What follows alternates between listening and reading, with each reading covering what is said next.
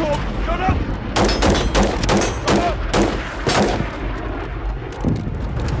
Let me change back. Up.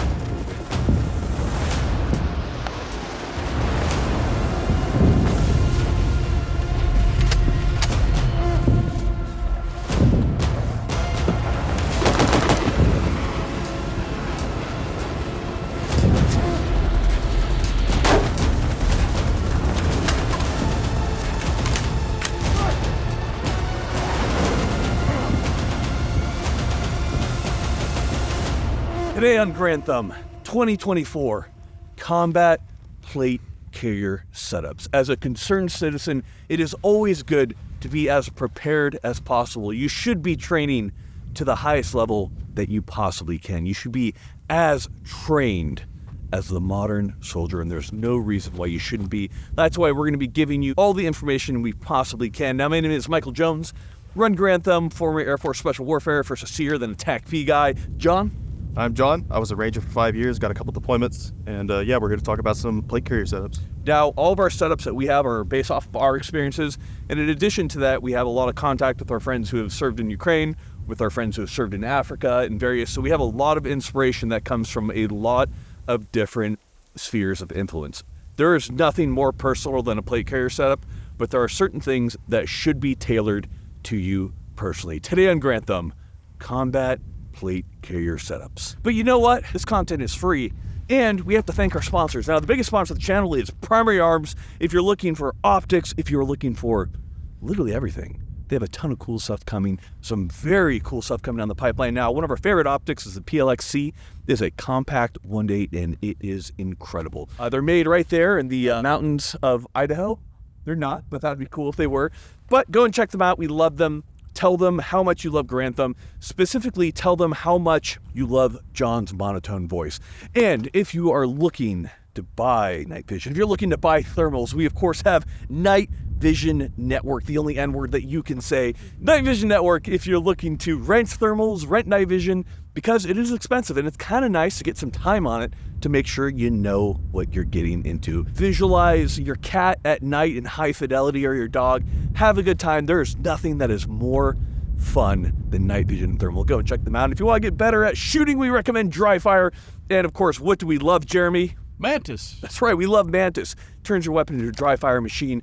It is so much fun, and we absolutely love it. All my employees have stolen all my Mantis Blackbeard sets for the AR because they are just so fun. Jeremy's nodding because he stole one of mine. Guys, all the ammunition is sponsored by AAC. With all that being said, plate carriers, sometimes expensive, but 100% worth it. But you know what? This knowledge is free. Let's get into it. So today we're here to talk about combat plate carrier setups, and more specifically, we're going to be talking about plate carrier setups in more of the civilian capacity. Because obviously for my military guys out there, there's going to be things that you're going to carry that you need to have on you that just aren't quite applicable to civilian usage.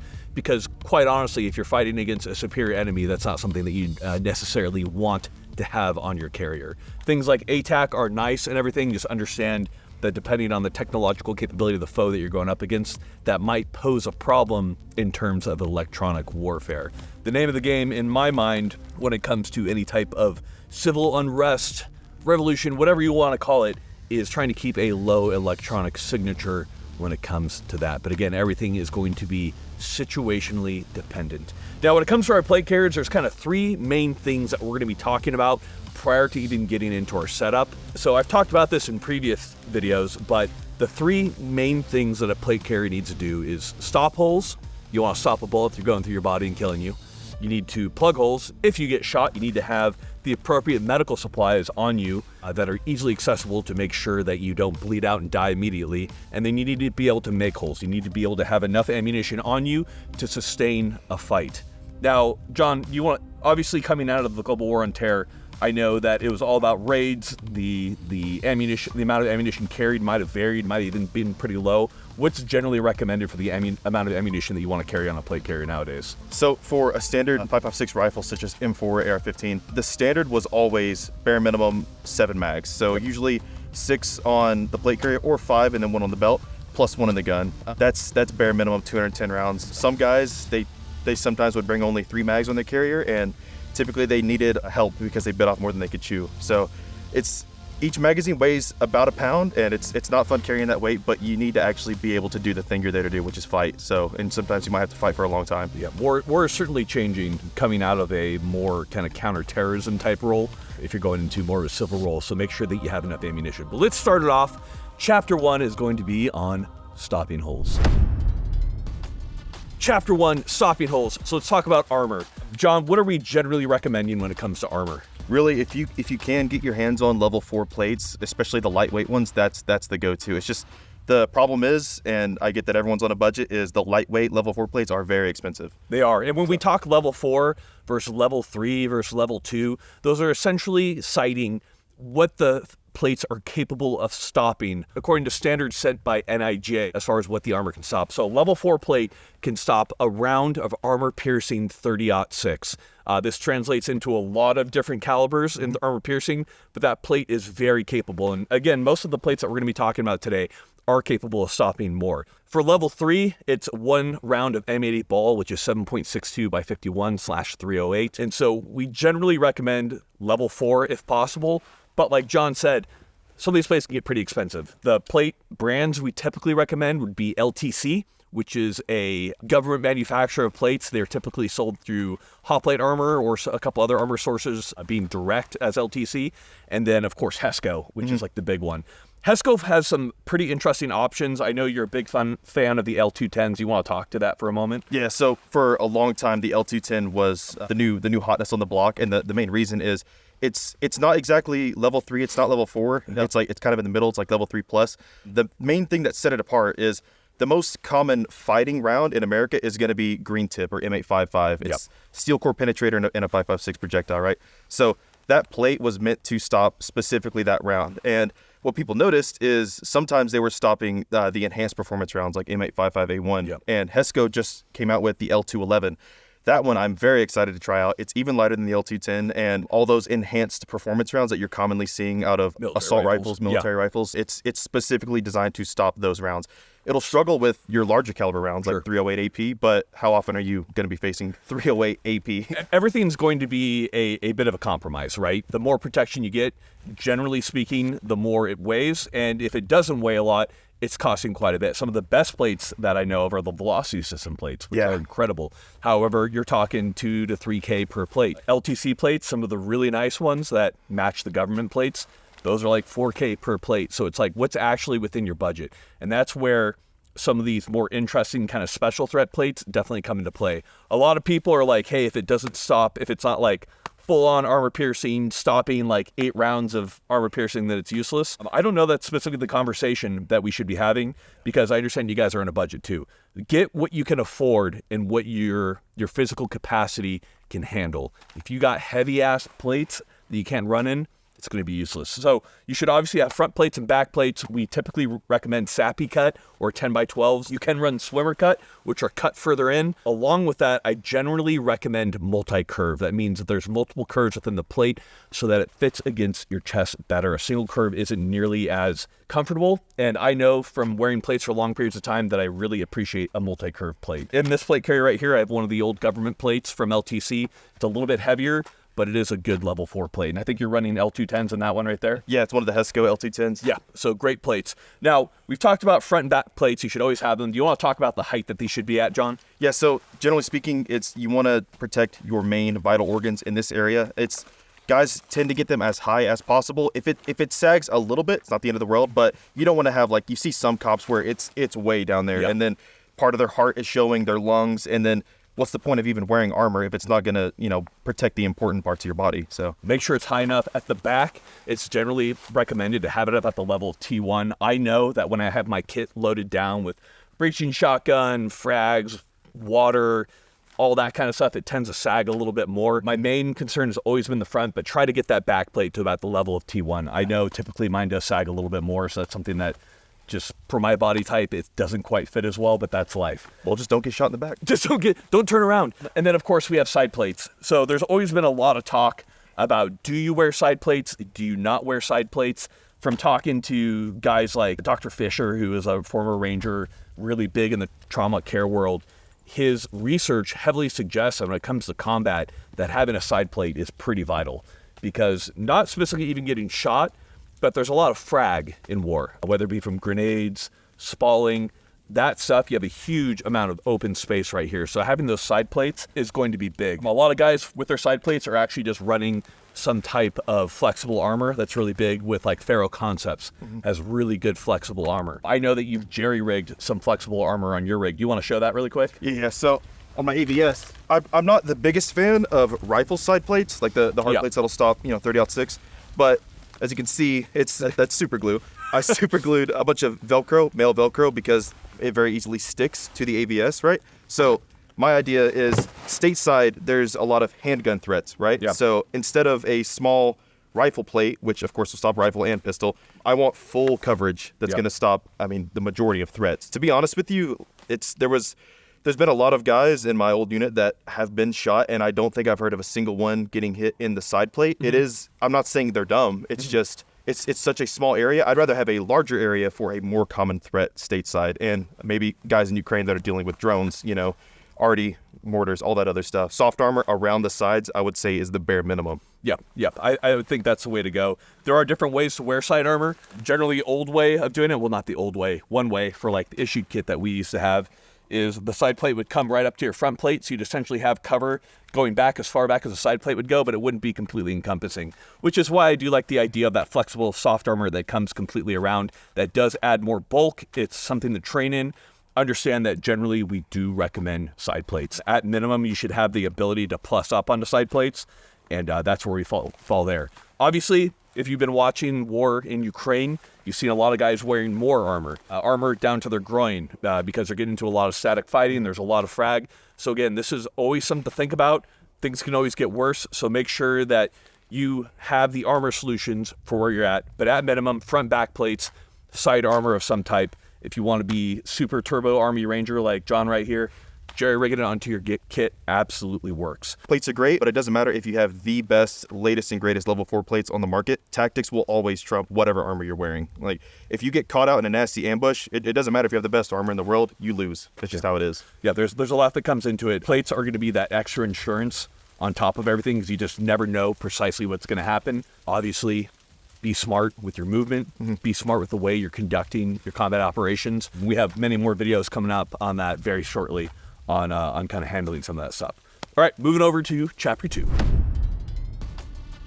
Chapter 2, plug holes. So obviously, despite having the best plates, despite having the best movement, war is random. An FPV drone comes out of nowhere, strikes you, you take a round, a sniper hits you. There's always a possibility of taking frag, of getting shot, of something occurring where you're gonna need med kit.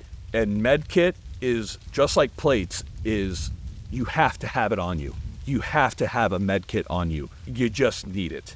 John, what's your typical recommendation when it comes to med kits? So, at least for me on my plate carriers, I always have, in conjunction with my belt, I always have at least one smaller IFAC that's immediate, quick access, get the big parts done.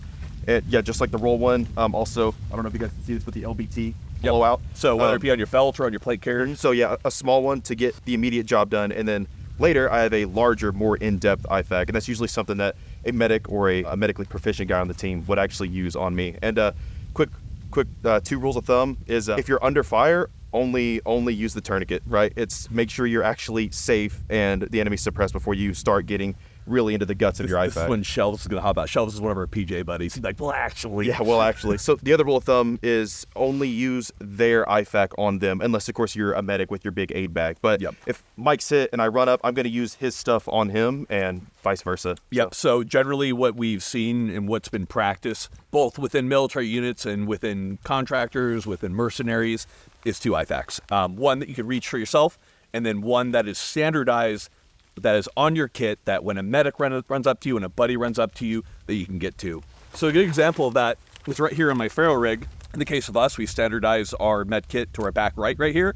So I have this, it's full featured, has all the stuff, and it's going to be standardized across all of us. So if me and John, we have like a plan to protect our families and everything, we're gonna make sure that we know what each other is gonna have in our med kits. That way we know what our capabilities are. So generally what we recommend, or what's kind of typically thrown into a med kit, is some type of compression bandage, some type of hyphen, like a chest seal of some type, usually 2. There's a lot of talk about how to store those. Make sure you get with, whether it be 18 Delta, that guy is awesome, or 18 Disaster, excuse me. He's a great resource. Shelves also talks a lot about medkit. There's a lot of really good medical resources for that. Now, beyond there, there's a lot of talk about needle Ds. That's something that we always carried. There's a lot of controversy when it comes to those, but you're probably going to need it if you start getting, air in the chest or blood in the chest, or that pressure needs to be relieved. In addition to that, you're going to have some type of hemostatic agent or something along those lines. Typically, gloves are also carried in these kits. So they're pretty full-featured. They're going to allow you to tackle a lot of the different immediate medical emergencies that you could run into. And in addition to that, besides a med kit, one thing that's incredibly important is going to be tourniquets. So this is something that me and John that we love, because you can carry too many tourniquets, but really you should have a lot of tourniquets. And what's the reason for that? So there's nothing saying that, one, your tourniquet's not just going to get lost in combat. It's very hectic. Rubber bands can break on them. They just disappear. Murphy's Law is a thing. Number 2 is nothing is saying that when you get lit up that your tourniquet won't literally get shot. That's happened before. And I'm not saying that you're going to turn into a nugget and then TQ every single one of your limbs, but you might not be the only one shot, and there might be someone there that just doesn't have one, or theirs broke. Whatever the case may be, they weigh nothing. Just carry more of them smartly. Yep. And when it comes to our tourniquets, we recommend North American Rescue for your tourniquets. Absolutely. So there's a lot of knockoff tourniquets. The last thing that you want to do is skimp on your tourniquet, and you're actually going to use it, and then the windlass breaks, the plastic breaks, the Velcro shears off or something because you got some weird knockoff brand. Buy them from North American Rescue. They cost a little bit more, but when it comes to a tourniquet, they're really not all that expensive in the first place. Don't skimp on tourniquets. Now, go ahead. One thing I'd recommend whenever you guys start investing in these is get one of the practice ones, because do not train with the one that you're actually going to use, because it's not the end of the world. They'll probably be fine, but you don't want to bet your life or the life of a loved one on probably, right? These that you're going to actually use for the real deal, don't practice using them on each other. Use one of the practice, like the bright blue ones or the orange ones that they come with. And you should be practicing with these. We'll talk about that in just a moment. Before we get there, we're going to talk a little bit about staging. There's a lot of different standard operating procedures among every group on where you should keep a tourniquet. Generally, what we recommend is having one that is accessible easily by both hands, whether that be on your belt, whether that be on your plate carrier. So right here, we do have the Onward Research placard. This is, of course, made by us. I'm going to rep my own brand, but we do have a sub-abdominal carrier for a tourniquet always on. So this makes it very easy to carry an extra tourniquet. Beyond there, I also have my tourniquet right here that I can reach with both hands. And in addition to that, I carry a few more tourniquets on me. Old military thing that we used to do is we used to put them in our upper left pocket. That's something that everybody had. We also have a little tab down there so you know it's in there. I'd also carry one down on my leg. And like John said, you just never know. Guy might get blowed up and a couple tourniquets get shredded, so it's a good idea to have a couple. Typically, I would carry 5 on me. And John, I know you've seen tourniquets get wrecked, and then you have to use one of these weird ones on you. So carry more tourniquets. In addition to that, if you're going to rubber band them, that's fine. I'm sure there's people who are going to say that's not okay, but just understand that these rubber bands eventually will fail. You have to replace these generally every 6 months is what I recommend. And in addition to that, tourniquets don't last forever. You're going to be in the sun. There's going to be dust. They're going to get dirty. So you should be cycling out your tourniquets because they will wear out just being on your kit. So that's going to be something that you can think about. So a lot of guys will put them in pouches, whether it be Blue Force gear or otherwise make some really good ones that could hold them and keep them more protected. It's going to be up to you how you want to stage those and how you want to hold those. But with all that being said, John has a couple of really good suggestions on how to have that tourniquet ready to go, if you want to talk about that. Yeah, so at least old SOP, which I think should be the standard across the board, is bare minimum. Absolute bare minimum is one that's reachable with either hand. Because if this arm takes a round or vice versa, at least one of your hands can get to that tourniquet, right? So I've always ran one on the belt and one right here. It's the belt ones, it's not the most fun because when you're in the prone, it's kind of digging around, but it tends to stay there. However, as for actually staging it, by far the best way that I found is like this. So it's all S-folded. And the only thing that's fed through the friction adapter is the little red tab, and it's just folded onto itself. The reason being is whenever you need this thing, you literally just do this, and then you can feed it through yourself. And rule of thumb is you want to make a cross, right? So here's the windlass and the little C-clamps. Make a cross, like, to your point of view. So put it on like this, and the reason why is so you can pull towards you, and you can use that leverage of pulling towards you. And same goes for the opposite arm. If I throw it on this way, I'm just making a cross and, pull it back towards me. Once you get this thing tightened all the way down, I'm not going to tighten this on myself because it's Oh, no, very John, painful. you gotta obliterate that. Yeah. But rule of thumb, try to get it super high and tight, cinch this thing all the way down, and then the windlass, which is what this thing is called, do 1.5 full rotations. That was really the rule of thumb. Another big point is, especially because you're talking about having stuff in the pockets, is one of the guys in my old unit almost died because he had a phone in his pants pocket and he took it around to the leg, and tourniquet was not stopping blood flow. And they're like, why is this thing not working? And he just had a phone in his pocket. So make sure you're checking clothing. It's always good to have trauma shears on you. They're easily accessible, whether it be on your med kit or his, so that you can get to that and cut away that clothing in case you need to get through that. Make sure you remove the stuff. So yeah, I just put it like this and that's it. It's real simple. Super compact. Some guys like to have this thing all the way over, like it comes in the packaging. I don't like that. The reason why is because you have to undo this anyway to properly put the tourniquet on. So I just pull it out and then just do this little S thing, and then it stays out of the way. Make sure they're good to go. So that is how we recommend carrying tourniquets. There's a lot when it comes to an actual medic's bag. Me and John we're not medics in the military. We did TCCC, we've seen it. But if you want further information, there's those good resources that we mentioned previously. We'll make sure to have those in the description below to make sure that you guys can check that for actual medic bag recommendations from medics that are out there. So with that being said, we've gone over plugging holes. Let's move over to making holes. All right, make holes. You gotta have enough ammunition.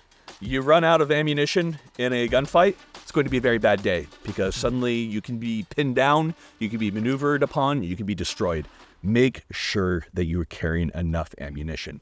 So there are a lot of different ways to carry ammo. This is something that has changed a lot. There's a lot of different theories on it, and there's some really good placards and some really good chest rigs out there, and we'll speak to a couple of these. Obviously, the first one we're going to talk about is going to be ours. I like it. I helped develop it. John helped a lot. We got these out to the Rangers, the SF, to test them out and everything, and to a couple of our buddies who are in Ukraine as well. And they've been tested heavily. So the reason that we like these is that you're able to carry the full complement of combat loadout. We can carry 6 mags on us, plus 1 in our super drippy gun. That makes for 7 minimum already. The big kind of problem that people have previously ran into is carrying enough ammunition on them.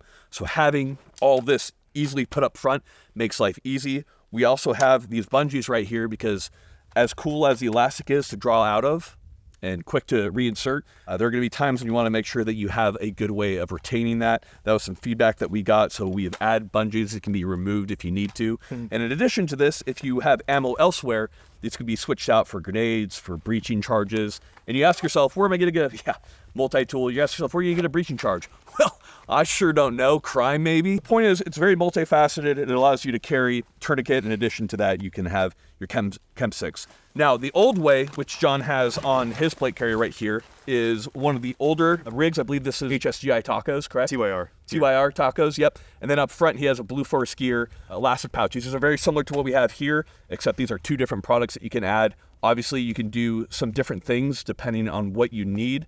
There are a lot of different ways to set up to hold magazines. Right here on this ferro rig, I have the spud pouches on their little flaps right here. And this is carrying less ammunition, but allows me to kind of tailor it because I can add different stuff as necessary. And then I have a ITW fast mag up front for a quick mag change, and I can carry about 4, or if I add 2 more mag pouches, I can carry more. So there are different ways depending on how you kind of want to run your ammunition. And if you don't have enough kind of stuff up front, or if you need to carry other stuff up front, whether that be grenades or what have you, a lot of people will have pouches on the side, as you can see, like right here, to add more magazines as necessary, or pouches to add more magazines depending on your setup. This is all going to be tailored on what you're doing. So if me and John are working together in a team, and John is a DMR in my team, he's carrying something to shoot far, he's going to have these heavy mags carrying less ammo, probably have more ammo on his side right here versus me. So understand that everything's going to be tailored to what you need. And you can see right here, if you want to talk to this. Yeah, so these Eagle M4 double magazine pouches, they're great. I know like the private specialists have 3 of these up front so they can have their 6 mags, right? Yeah. But I like to run these upside down, and the reason being, it's super easy to pull something out of them. If it's kind of awkward to try to pull something It is straight so up. hard. You're like, shit. Yeah. But if I need to signal someone, pull the flap down, and then I would catch them. But pin flares, ready to go. Yep. So there are different reasons and different setups that we have right here. Now, in addition to that, typically you're going to be able to plus up on ammunition in other ways, because quite frankly, the 7 mags that you have might not be enough. So you might have more ammunition that you carry on your back panel. You might have, you can see these mags that he has right here for drawing or for teammates. We might have more in our pack. We might have more ammunition that we're carrying on chargers. Those are just stripper clips that you can just feed right into your magazine. Make sure that you're carrying enough to sustain the fight. Know what your job is. I know guys back in the day used to carry like 12 to 14 mags. It used to get crazy. It's never a bad idea to have more ammunition because you never know exactly what's going to happen. Coming from a military background, it's easy for us to be like, oh, air support, oh, buddies. But if you're in a civilian situation, if things have kind of broken down, it might be good to consider having that larger amount of ammunition on you or the ability to resupply and reload your mags while you're out. You know what I love? I love ammunition. Now, this video is brought to you by Ammo Squared. You know what? I think the hardest thing when you're a student, when you're just pinching pennies trying to get by and you still want to be prepared, you still want to train, is being able to afford the ammo. What's nice about Ammo Squared is you have tons of ammunition choices to choose from. You have tons of different bullets to choose from, and it's kind of like an investment. You don't have to buy a huge amount all at once. You get to invest into it over time, and you can set the time at which they're going to ship you that ammo. It's nice for buying those large quantities slowly over time. That way you're not breaking the bank. I know that was something that was very tough for me when I was a college student. They're an Idaho-based company, and we do love them. They are incredible. So go and check out Ammo Squared. So we've gone through the 3 main things. What we're going to talk about now is we're going to go over our general plate carrier setups and a couple specialized setups that we have right here so you can understand how these setups are going to differentiate depending on what you're doing. So we've talked about our ammo right here. So the first thing that I want to talk about is non-lethals and lethals when it comes to ammunition, when it comes to breaching. A lot of fighting, there's a good chance it's going to be taking place in a city. If we're in a city, we need to be able to clear through rooms. We need to be able to take care of that. So one thing I want to talk about is people always ask about pouches that are further back. Because can I reach to this pouch and pull out one of these grenades? Not really. And the question is, what are these grenades for? So these are just IWA flashbangs. Are they as powerful as military flashbangs? No. With a little bit of crime, they could be. But you should have some type of device on you. And we also have pouches for frags on our belt right here. The question is, why would we have that? Because you can form 1 frag grenades. Because you could possibly procure frag grenades.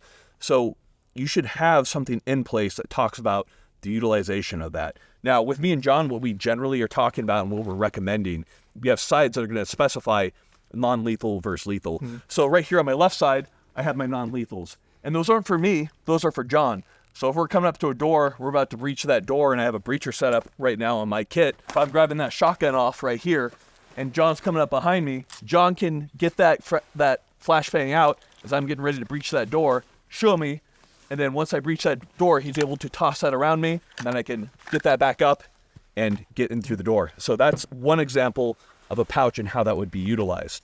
When it comes to our lethals, I typically, and I think you do as well, carry my lethals, like my frags or anything, behind my pistol, just on my right side right here, where it's easy for me to grab onto them or easy for a teammate to grab. Those are pretty ubiquitous right there. Yeah, so for mine, I like the JG Wentworth grenade pouch. It's my grenade and I want it now. It pops out. It's actually really nice, holds 1 M67. And I have another grenade pouch right here. So it is left side, but it's mainly to replenish that grenade pouch. But yeah, like you said, generally speaking, non-lethals, left side, whether that's smoke, banger, something like that. And then lethals, frags, thermal barrett grenades, stuff like that, right side. Easy.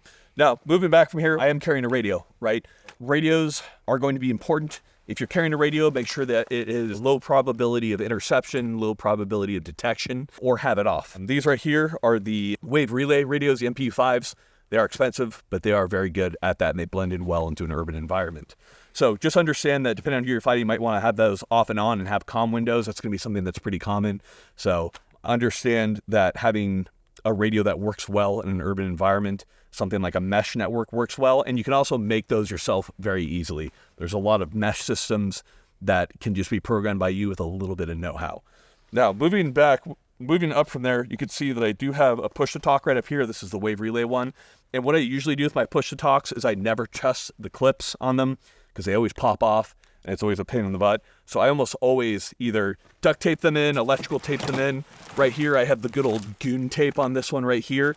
So I like to make sure my push-to-talks are extremely secure and zip tied in place as well. I usually like to have it almost permanently affixed because I've seen them pop off far too often. Yeah, it happens. It's a fact. Now, you can run your radio pouches internal. That's something I don't like to do particularly because it tends to rub me raw. Now, for some people it works, really depends on your body type. Moving back from here on my breacher setup, you can see that I have this pouch right here. This is from Sword, and it's carrying all my breaching rounds. So I have my different types of breaching rounds in case I need to plus up on the shotgun if I need to do a lot of breaching. You can see John right here has his sub-abdominal.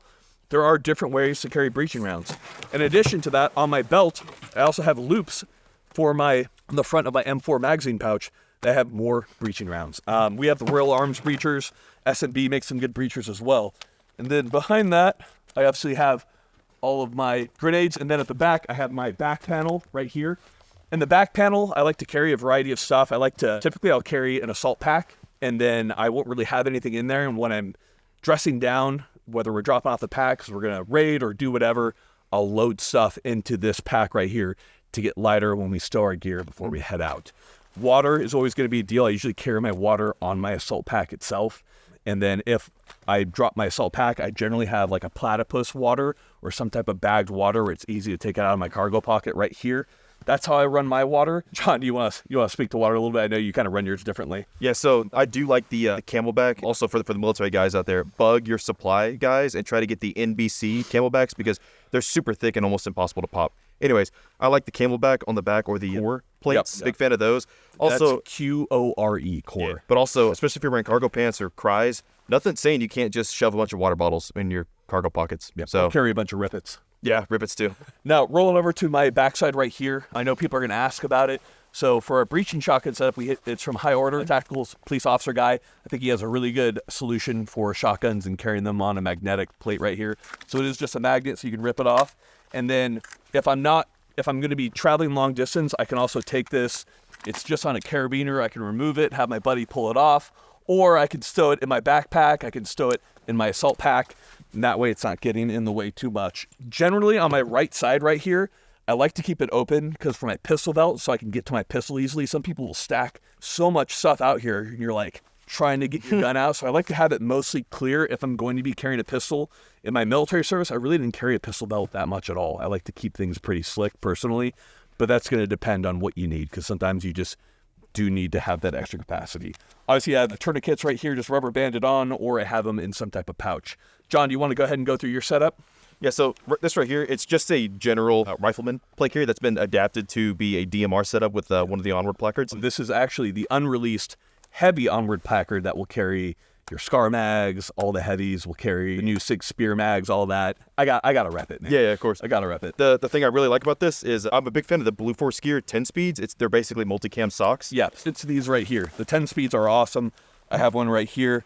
These are awesome pouches. Yeah, they're meant for magazines, but of course you can put almost anything in there. But these have it made into it, so multi-tool, I can jam gloves down in there, just really a VS17 panel, anything, right? So 3 mags up front, that's really the standard, at least for up front. You want to have, like we said earlier, about 6 total in the carrier, but minimum 3 up front. Getting back to non-lethals, some kind of distraction or obscuring device right here. Smoke grenades. Just a GP pouch. So when you said GP pouch, this is going to be a general purpose pouch. You just never know. It's sometimes people have everything filled out. Sometimes it's good to have empty pouches because you never know when you're just going to need some space to load different shit on your carrier. Yeah, that is one thing I like about having an empty GP is, like I said earlier, you don't get to pick how bad your night is and what happens, and you might need to carry extra stuff. GP pouch, throw it in. Dump pouch, throw it in. Easy. Anyways, so left side is the Spiritus GP that can also hold some of their magazines right here. Really cool.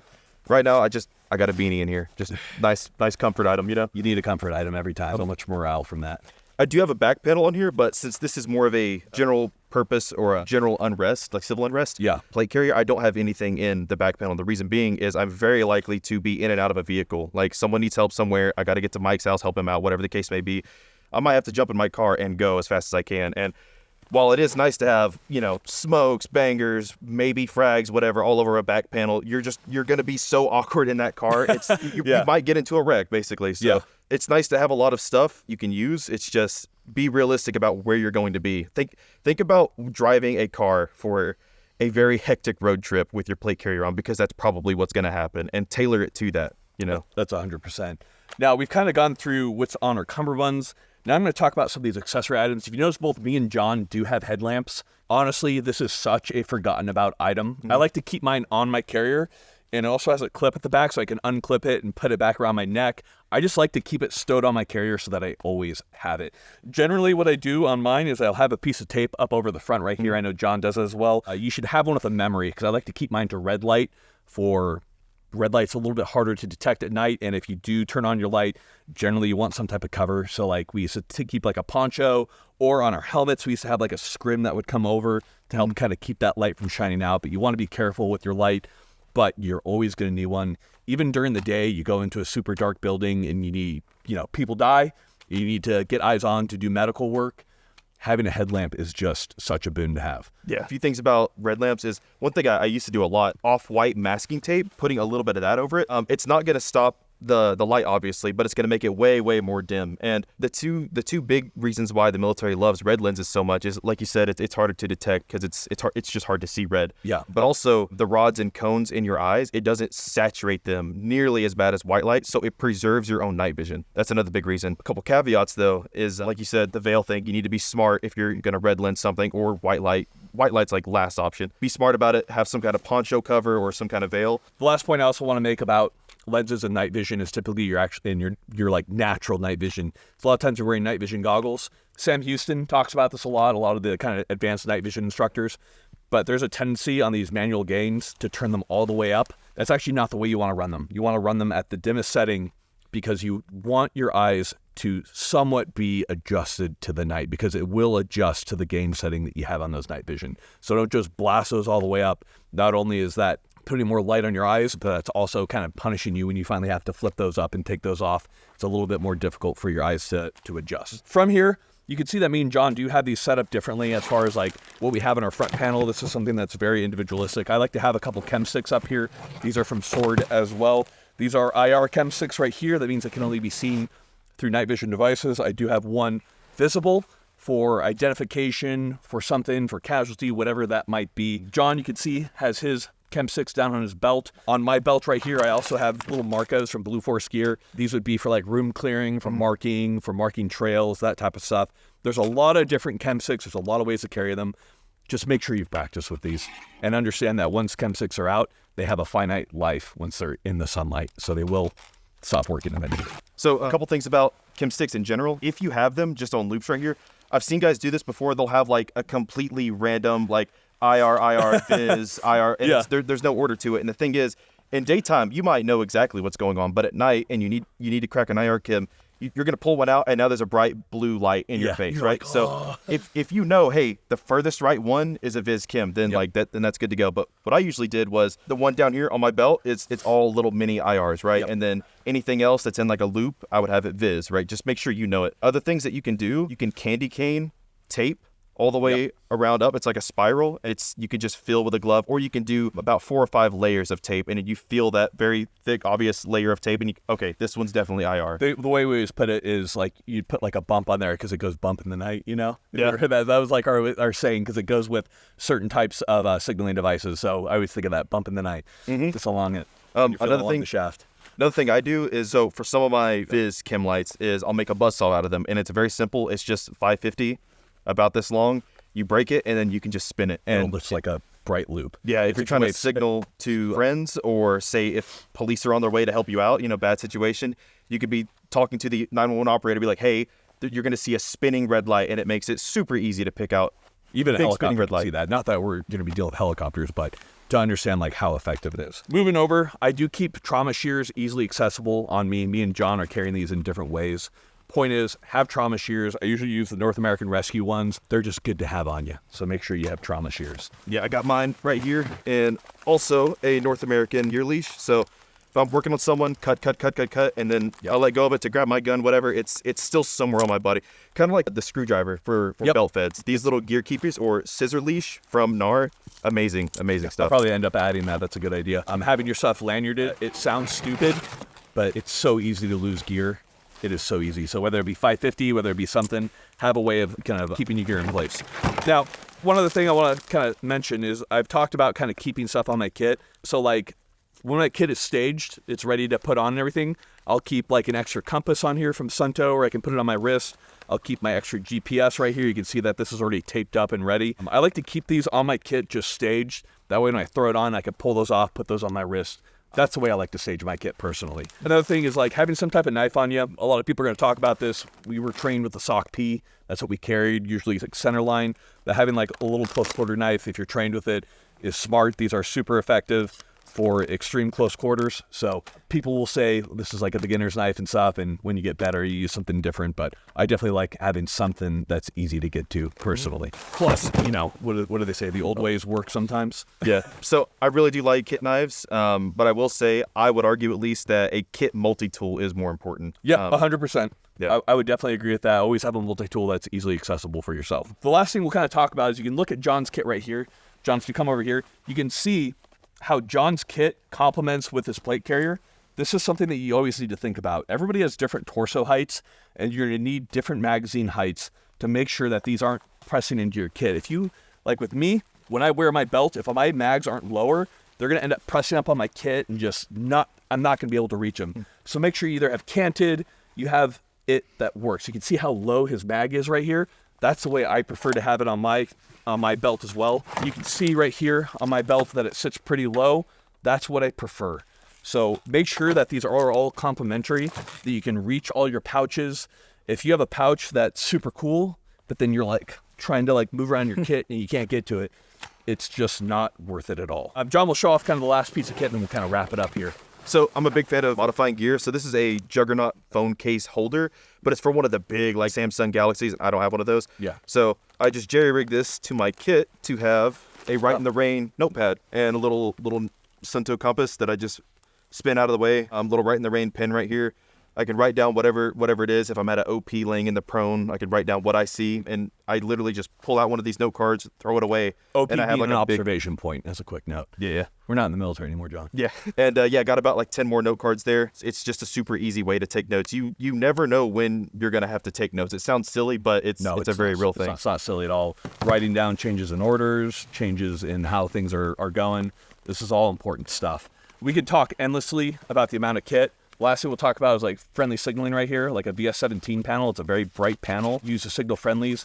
It doesn't have to be this specifically. The point is have a way of differentiating you from foes. So there's something that you all have that other people aren't going to have. Understand that probably everybody is going to have VS17 panels at this point. So you might want to have something different. The point is think about this. Think about ways to signal each other that's going to be different from what everybody else has. We're not going to tell you specifically what we use, other than say it's different, because you don't want other people to know. And if everybody is just flashing VS7, and so they're like friendly. So good for a large military, needs to be modified. One thing that we want to talk about too is going to be plate carrier types. There are a million different plate carriers out there. There are a million great plate carriers out there. We can't even begin to mention every plate carrier manufacturer that we could possibly recommend because there are so many. So what we'll do here is we'll talk about the ones that we constantly go back to. Without fail, I go back to the JPC every time. So I wear a Cry JPC 2.0 primarily, or I wear a Ferro rig because I like the Ferro concepts. You see a lot of units moving over to this. These are my two favorite rigs. I also love the way this integrates. It's very, very comfy. And comfort is a big thing for me, especially for long, missions, long stuff like that. I do wear an AVS occasionally from Cry, but generally the JPC is where I go. John? Yeah, so I use the AVS and the JPC a lot in Ranger Regiment, and it's AVS right here. You can see it has these huge supports right here. It can carry a lot of weight very easily. Yeah, the AVS it's fantastic. It's just I would only recommend getting one because, well, one, they're very expensive, and two, they're a little more bulky than a JPC. That's beneficial if you're carrying a lot of stuff on this thing. If you're just having a basic rifleman kit, 5-ish mags and an IFAK, maybe a couple other doodads, I would just stick with a JPC personally, or LV119. Both fantastic carriers. They hug the body well. They're low profile. You can wear a pack over them relatively easily. But if you're carrying a lot of heavy stuff, the AVS is really the way to go. And I'd say, honestly, the FCPC's pretty much right up there with it. 100%. Those are other general kind of plate carrier recommendations. Let's move into it. This is the Travis Haley 40 millimeter, flipped around, soft armor, and then a Ferro admin. It's pretty cool. Pretty ghetto. Super ghetto. I think DJ Shipley of GBRS Group said it best. He was talking about helmets, but said that they need to be pretty much like a baseball glove. It takes a lot of time, effort, love to get it to fit you. And really, that does apply to your plate carrier. I would say with a few exceptions that it has to accommodate team SOPs, but in general, treat it like a baseball glove. This thing needs to complement you in every way. So whenever you're out there and you're bounding for hours and hours, carrying a heavy ruck, it's just not, it's as little of a detriment as possible. So, yeah. John has an interesting thing that he's done medical-wise on his kit. It's always kind of hard to carry everything that you need. So if you want to talk about that. One thing you can get away with if you have particularly skinny plates, such as the Hesco L211 or L210, is inside here, what I've done is I got a SAM splint and the 2 cravats that go with it, and I have that as my backer. So it's obviously it's not a soft armor backer or anything like that, but that very skinny plate, it can benefit from a little foam padding. Or in my case, I have a splint right there. Someone takes a bad fall, they fracture a leg, and you have a splint right there ready to go. That's good. Now, John, I want you to talk about this really quick because that thing's kind of funny. Yeah. Go ahead. So I took a Travis Haley 40 millimeter hanger, right? I love this thing. I used it for, of course, 40 millimeter grenades, but also I would stuff flashbangs in here. I flipped it around. I put a soft armor panel, and I glued a Faro admin pouch on the front. And John is pure chaos. Yeah, I love modifying my gear, as you can see. But I have a very small-ish admin pouch, got tons of batteries in there, which is very important. Yes. I can carry shotgun shells, ways to signal with these buzzsaws. I have soft armor, and that soft armor, obviously, it'll protect me. But hopefully, if I'm carrying 40 millimeter HE grenades, it'll also protect those if I get shot in my grenades. Well, like they say, guys, ingenuity is the mother of all invention. So as you can see, John heavily modifies his kit to make it fit his needs.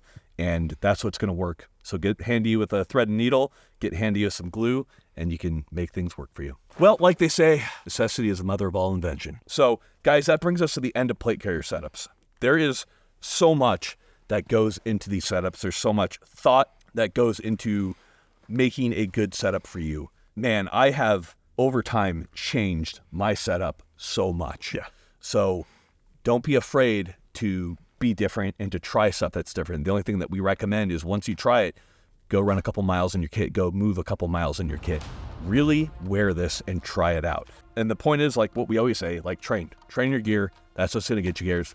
That's what's going to get you guys there. Guys, thank you so much for watching. We got nothing else for you. Final thing for you guys is going to be, make sure you train. We have tons of great things coming. And final note for you guys is going to be dad advice of John. John will be a dad at some point, right? Might be one right now. Okay, John, what is your dad advice? It's the same thing as last time. Just you're not taking enough pictures with your friends. Like, you need to take more, because life can and it will change in the blink of an eye. So, yeah seriously, go take more pictures with your friends. This is a threat.